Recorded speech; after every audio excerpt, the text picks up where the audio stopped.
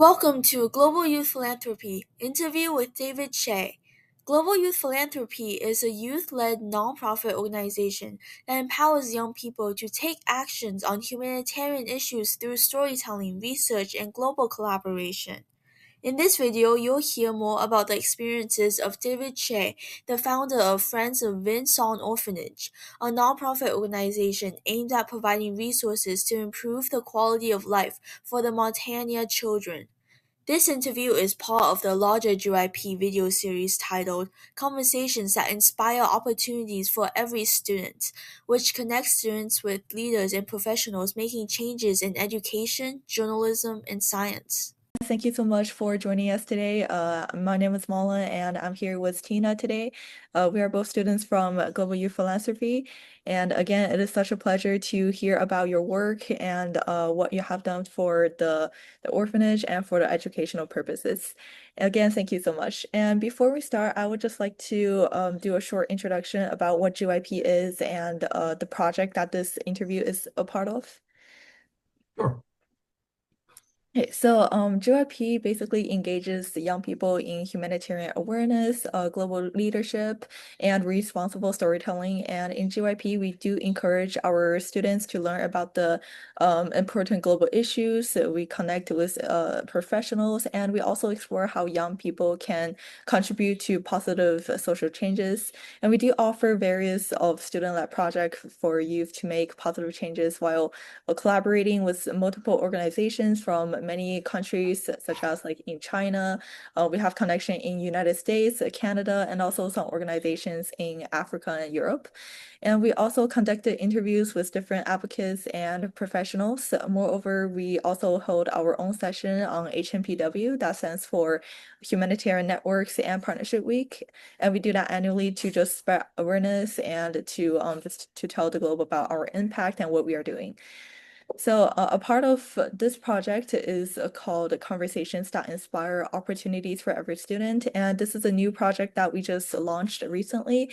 And this project basically connects interview series with students and leaders, educators, scientists, or journalists. And this project also allows students to directly speak and learn from professionals that are actively making those changes. And through these conversations, we expect students to hear authentic stories, discover how leaders overcome challenges, and understand the values behind important decisions. And we'll also offer the opportunity to explore educational and professional chances, and just to tell the students that want to work in humanitarian fields what is it like and how to make positive changes again. And this series is again student-led. Student journalists research each guest before the actual interview, and we develop questions, conduct interviews that transform the conversation into like media such as articles, videos, and other content. And we expect this video to be posted on our YouTube channel, so feel free to check that out if you like. And so we do have a couple of learning objectives for this project. We expect students to build up professional research and interviewing skills, obviously, and we expect them to learn directly from recognized speakers and experts on the field. So through this interview and overall project, GYP do hope to connect the cultures and professional fields while helping young people to understand how to take actions and contribute to change. So that is like a basic introduction about what GYP is and the project that we're doing. So I will hand the microphone back to Tina to kick off our interview. Hi, so my name is Tina, and thank you for participating in this interview. So I would just like to ask you a question. So could you tell us a bit about your experiences establishing this nonprofit and as well as your encounters with children in the orphanages? Yes, I am a veteran, and I did serve in the Central Highlands in Vietnam in 1967, 68. And I made my first trip back probably in 2001. And I kind of forgot about the orphanages in the Central Highlands. I had worked in one. And so we came across a very poor orphanage, and it kind of got to me a little bit. So a friend of mine and I came home and started a friends and family. The tour operator put me together with other veterans, and out of that, one of them was an IRS retiree, and he became the founding secretary, and I became the founding president in 2005. And from there, we've moved on. We conduct this entire interview, which is to spread the awareness as well as letting the youth understand more about this project. So regarding to our partnership, um, how do you think the youth, especially GYP students or like other students, could learn from this experience of like maybe wanting to establish like a youth nonprofit or like contributing to the ethics and work of teaching young children? Well, what we have found, and it might be different in other charities, ours was pretty much based in people of my age. And as we get older, it's difficult to find replacements for people we lose for one reason or another. So I don't know how other charities, I don't work with a lot of them. Most of the ones I do have to do with veterans organizations and people that Vietnam veterans organizations, and people are getting older. We have just gone through this, and we're going through a change right now of trying to get younger folks involved. Not quite as young as you, but this is, quite encouraging to see people of your age, children of your age, actually young adults of your age, becoming involved in the charitable work and thinking about that. The ones that we have brought forward, we call younger, are probably in their late 40s and 50s. And the ones that are my age are in the late 70s and 80s. And that's why we are always looking for younger people to carry our work on. So it's difficult. So out of all volunteers or like the people that participate in this nonprofit, has anyone's ideas or actions have made a meaningful difference regarding to this nonprofit? The main thing we focus on is fundraising and trying to get to bring funds forward to accomplish the capital projects and the basic needs projects, the dental projects, the school projects, medical projects, that water purification, all the things that we do takes funding. And so we started as a friends and family, and now we try to expand. And it's becoming more and more difficult because of getting back to our age.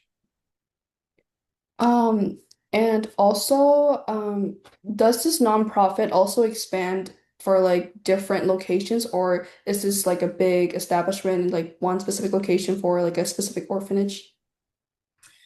We started with one orphanage. Now we have 8 locations.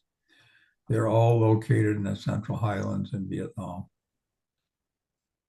Were there any specific children's like story that you thought was very like interesting or like meaningful regarding to like their background and how their circumstances also like affect the way you um did these like activities or like events in the nonprofit? Well, we find that there's probably 4 categories. One is true orphans. Another is they've lost a mother or a father. And the fourth category is they come from very poor backgrounds. So those are the 4 that we try to bring forward. I would just like to expand a little bit on that. So would you like to share like a specific story about one children that really inspired you or motivated you to continue to work in this project or made any changes in the orphanage? Oh, yes, there was, and it didn't turn out all that well. Started at a very young age helping her, helped her through, and uh, at the end of getting out of high school, um, she kind of went her own way, and I wanted her to go on to the university. And that was not in her plans, and we've kind of lost contact. But she really is the one that got me going and thinking about this, um, along with many other things. But this particular person I met when she was probably maybe around 2 to 3 years old. And like I said, it just one of those that didn't work out. And now I am working with another young person that is in high school. And I hope that I will be able to do a better job. How can the orphanage ensure equal educational and opportunity is supporting each student or every child there? I think they're all, it's a Catholic orphanage system. And actually, there's two, one in Pleiku and one in Khartoum. And I think that they are all treated equally. I have never seen dedication like I see with these sisters. And a lot of them I have known since the first trip in 2001. Many have passed away, sadly. Others come along that take their place. But I think as far as equality, it tends to be more girls than boys, because I think that as at least with that culture in the Central Highlands, it seems that the boys seem to have more value back in the villages. And I guess maybe that's for working or for, but uh, I, more and more we see more and more boys coming to the orphanage and going through our educational process. I think right now we have about 20 children in higher education. So that's not a big percentage, but it's more than would have been there without us. Another question about the projects that the orphanage is working on right now. So I have seen on the website that there are a lot of programs that is offered to children throughout their process of pursuing educational opportunity. So I would just like to know what specific projects have you done or participated in that motivates you or inspired you to keep working and to just keep helping these children? We're always looking for projects that helps them become more self-sustaining. One of the biggest projects that we've run across are bakeries.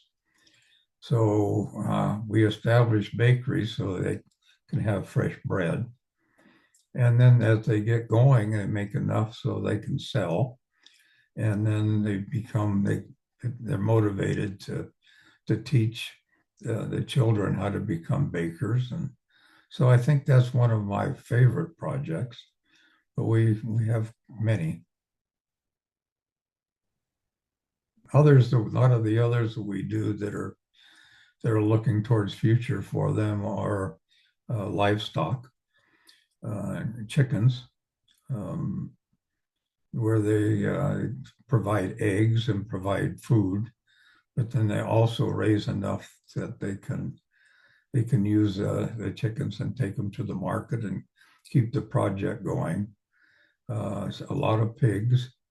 We have piggeries in every orphanage. A lot of cows, more and more cattle. That's a smaller. That's it seems because it's more expensive to keep cattle than it is chickens. I just want to know, was it the children that made you stay and continue to like grow this nonprofit?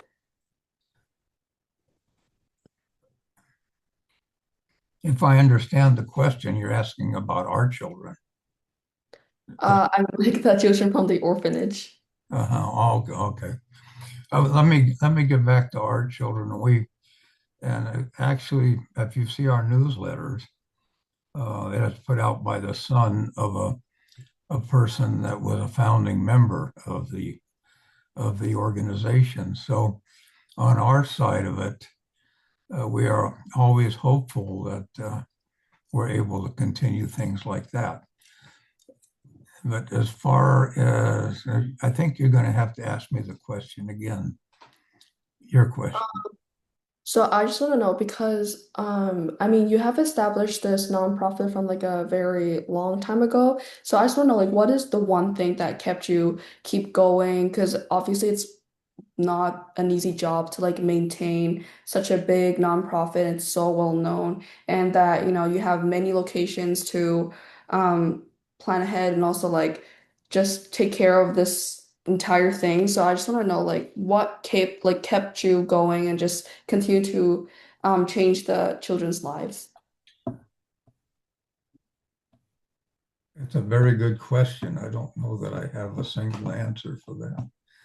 I personally, as starting as back in the 60s, and then but going forward is seeing, I guess, the successes and the children that have gone from no dental care to all having dental care.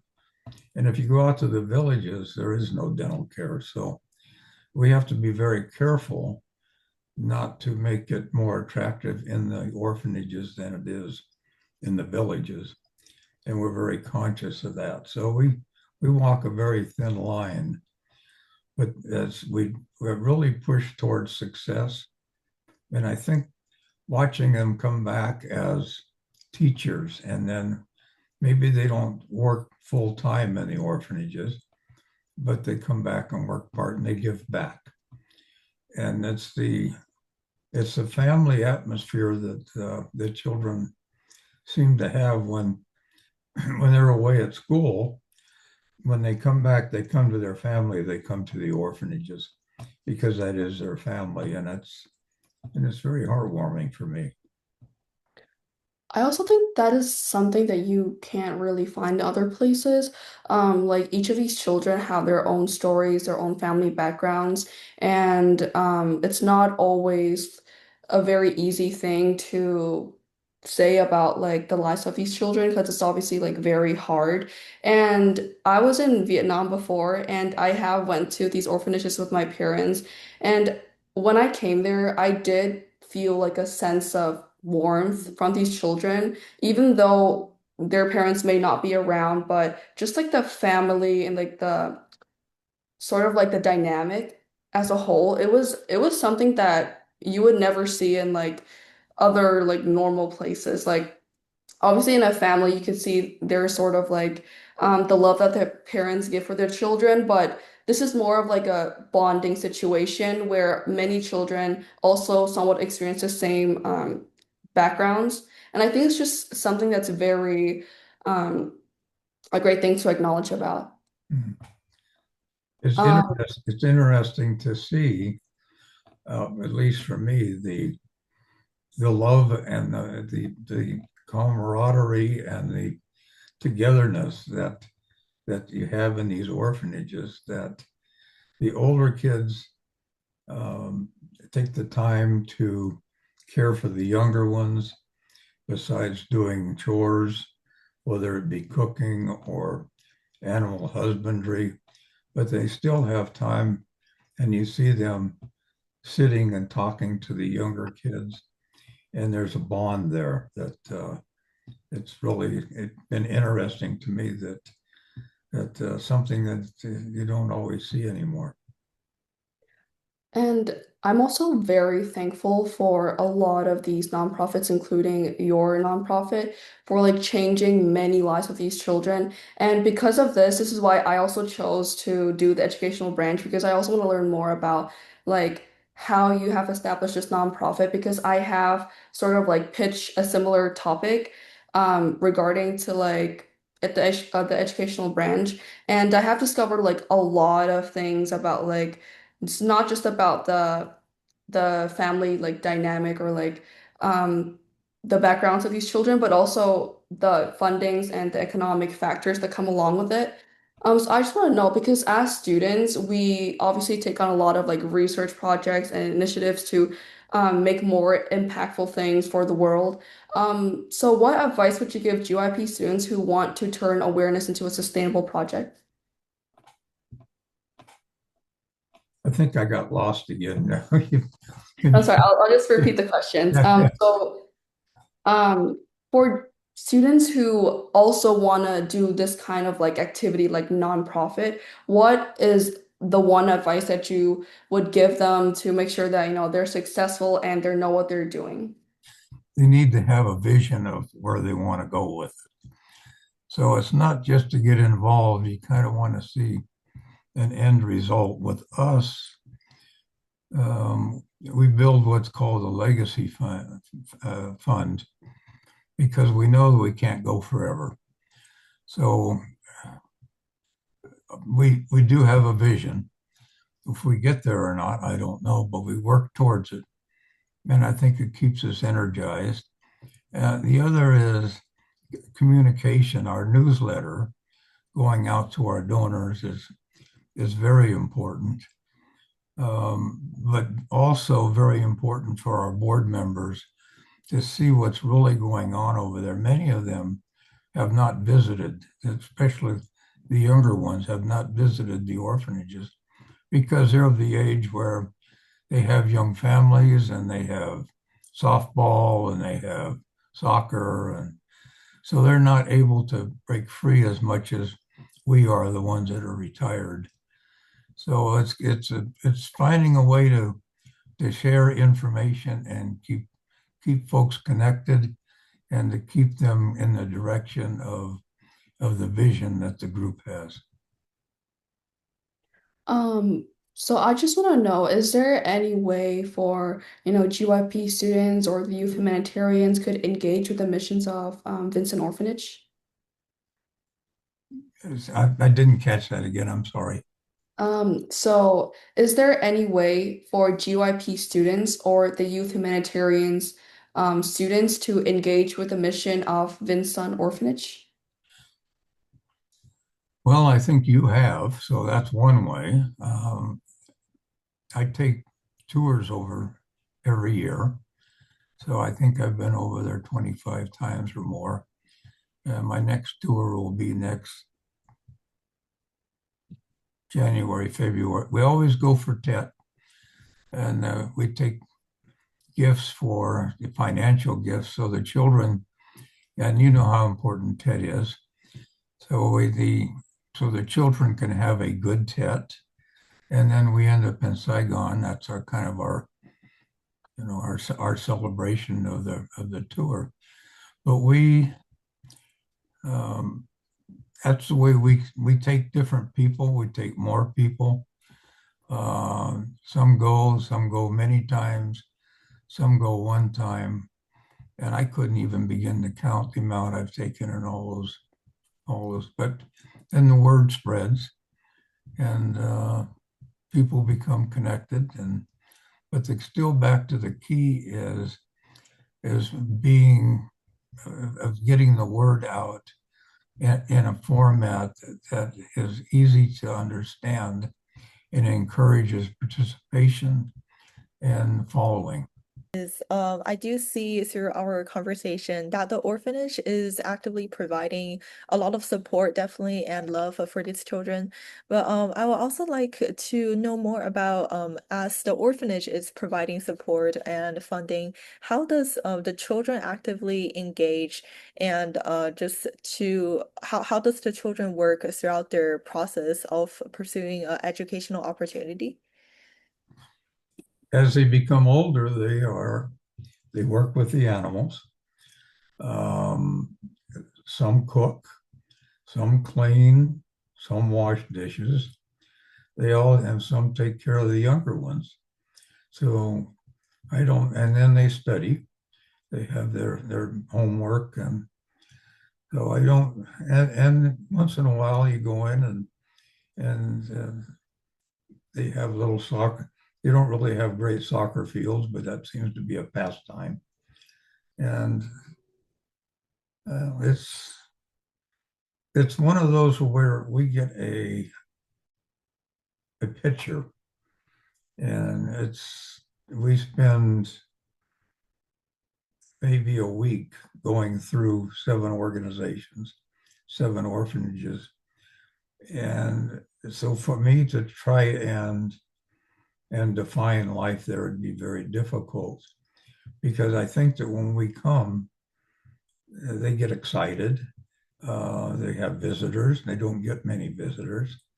And so I'm not sure that we are able to really, see their everyday life. We imagine what it's like. We think we know what it's like, but until you stay there for a year, I don't think we really know.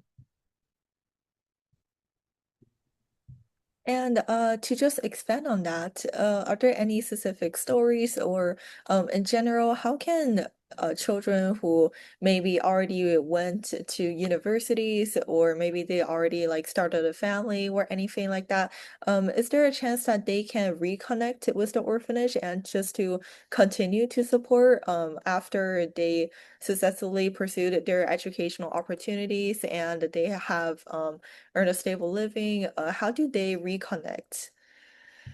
We have many teachers that come back and work part-time or full-time. We have lots of nurses that have been to nursing school, and they do the same. We have welders and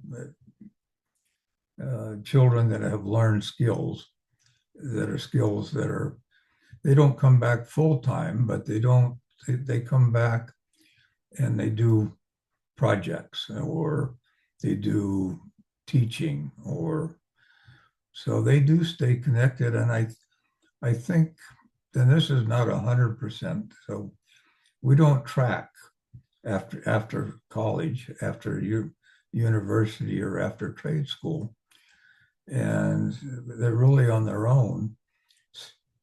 So we only see the ones that come back, or if they happen to be, we had a couple that are working in a bakery in Saigon.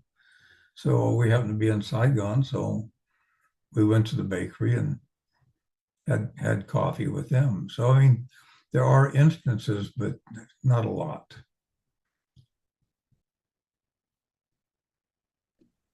And just to continue to learn about the children there, so I understand that it is a really long process, maybe from when they're little kids to all the way to university. That definitely is a really hard and challenging um, like a path for them to pursue education. So, in your experiences, what are the most challenging parts, or what are the most challenging stages that these children face when they are going to university or when they are trying to get an education? I think what we found when we first started this, the children wanted to learn English, and this was an important. So we invested in English, and what we found is that was the wrong route. They come from the villages, which have many different dialects, but no Vietnamese to speak of. So for them to be successful, they need to, and to get them ready to go into the world, the Vietnam world, they need the language skills to become successful in school and thereafter. So we decided that we needed to make sure they were learning Vietnamese rather than English. Do you realize that the organization have received new funding recently? And so about these fundings, how can these new scholarship support like increase the opportunities for these students? Well, when we find first they need to make it through high school, then they need to be accepted. They need to pass the entrance test. It's a difficult path, but as you see, there's probably 20 of them out there now. But if you look in the past so many years, multiply that times quite a few. So we start them off with a smartphone, and so they can keep in touch. So they learn how to use that, and then we make sure we pay all their tuition and living expenses, and then try to send along a little bit so that they have a little spending money. And that's kind of what you saw when I sent. Yeah, I think that's really supportive. And just to expand on how you said that there is a entrance exam and students need to like prepare to pass it, may you tell us more about how does the orphanage help these students to prepare for such op like obstacles such as the entrance exam or go a little bit further like job applications or in university if there's any? Well, I don't think they get a lot of help except for staying in school and doing well and up through their senior year. We do have some tutoring that we do help with, not a lot. And it's pretty much on their own as paying attention at school. Add on to that, yeah, they have to have the desire. So they have to want to do it. And the ones that want to do it seem to be able to do it. Like to ask if you have any personal advice for let's say young adults like high school teenagers like how, when they want to create a nonprofit or what are your tips for them if they want to just go into the humanitarian field if they want to help more people for example like how do they find the resources to help whoever they want to help and how do they expand on that impact? Well, I can just give you the example again as ours, and it's first you have to want to do it. Next, you need to find a path of a nonprofit or a cause that is of interest or you have a passion for. And then you need to work through if you're in the establishment side, work through the IRS to become that nonprofit or become involved with an existing nonprofit that you really want to help or become involved with. Right. And to expand on that, on the emotional layer, what qualities do you think these young adults for students who want to start a nonprofit have to have in order to stay motivated and just to like carry them through the whole challenging and really long process of creating a nonprofit? Well, I think that's an individual thing. I don't know that there's any way you can put a label on that. I think we're all different. And as I look at we started out to be mostly veterans, and now we have, just so many different walks of life. So I don't know that there is one thing that I can tell you, except they all have a desire to help others.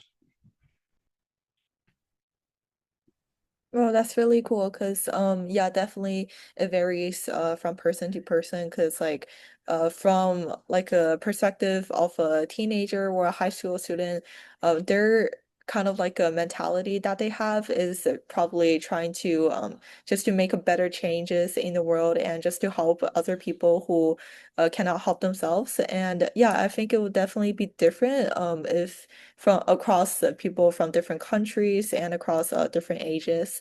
So yeah, that's a really good thing to consider about.